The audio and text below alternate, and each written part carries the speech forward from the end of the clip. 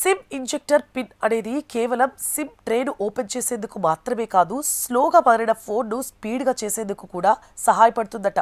అవును, మీ mobile phone సరిగ్గా పనిచేయకపోయినా, నెమ్మదిగా రన్ అవుతోన్నా మీ ఫోన్ పైభాగంలో లేదా పక్క భాగంలో ఉండే హార్డ్ రీసెట్ బటన్ అనేది బటన్ను ఈ పెన్తో 5 సెకన్ల పాటు నొక్కి పట్టుకోండి. ఇలా చేయడం వల్ల మీ మొబైల్ ఫోన్లోని ఎలాంటి డేటా డిలీట్ అవ్వకుండానే అది రీసెట్ అయిపోతుంది. అలాగే మీ దగ్గర ఉన్న బ్లూటూత్ ఎయిర్ పాడ్స్ ఫోన్ను సరిగ్గా కనెక్ట్ చేయకపోయినా ఈ సిమ్ ఇంజెక్టర్ పిన్ సహాయంతో ఈజీగా ఆ సమస్యను పరిష్కరించుకోవచ్చు. ఇందుకోసం మీరు మీ ఎయిర్ పాడ్స్ తీసుకోండి.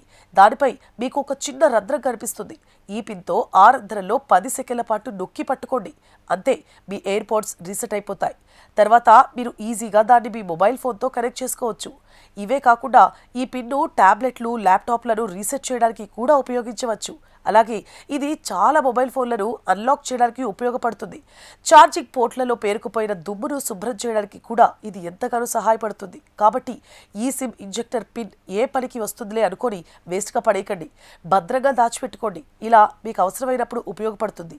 అయితే ఈ అంశాలు కేవలం ఇంటర్నెట్ నివేదికల ఆధారంగా మాత్రమే అందించబడినవి. వీటికి ధృవీకరణ లేదు.